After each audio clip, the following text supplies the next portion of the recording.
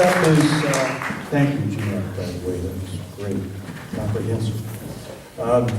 Rich Osborne, veteran orca researcher, goes way back to the early 70s and mid-70s with Ken, did a lot with the Whale Museum, research and as curator and director.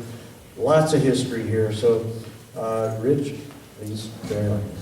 Well, my name is Rich Osborne, so after that experience, I moved to the Olympic Peninsula and started doing what Jeanette just talked about, salmon recovery from the bottom up on the Olympic Peninsula.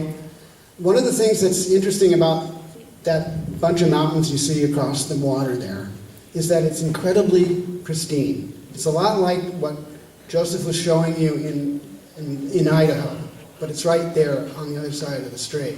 We have the Olympic National Park, which is a biosphere reserve internationally, as well as a national park. The headwaters of all the rivers running out on the west side are still pristine. All we've got is this little section of timberland, which is actually better than most residential development in terms of protecting salmon habitat.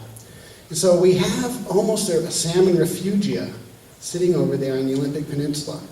None of the stocks there are listed under the Endangered Species Act.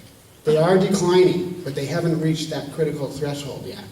And what I'm trying to do is work with the tribes and the logging industry and those folks out there, just the way Jeanette described it, working on each watershed at a time, fixing those river systems so that they can produce salmon again. It's almost like a giant hatchery, but it's not a hatchery, it's the real thing. It's the mountains, it's the rivers, it's the forests. And we have, on the outer coast, we have 29 stocks of Chinook salmon that are not listed under the Endangered Species Act yet.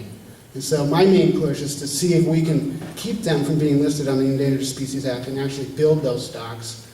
Because they've got glaciers still, they've got snow, they might make it through climate change a lot better than some of the other areas. And so that's my big push at this point is think of the Olympic Peninsula as a salmon refugia and help us keep it that way.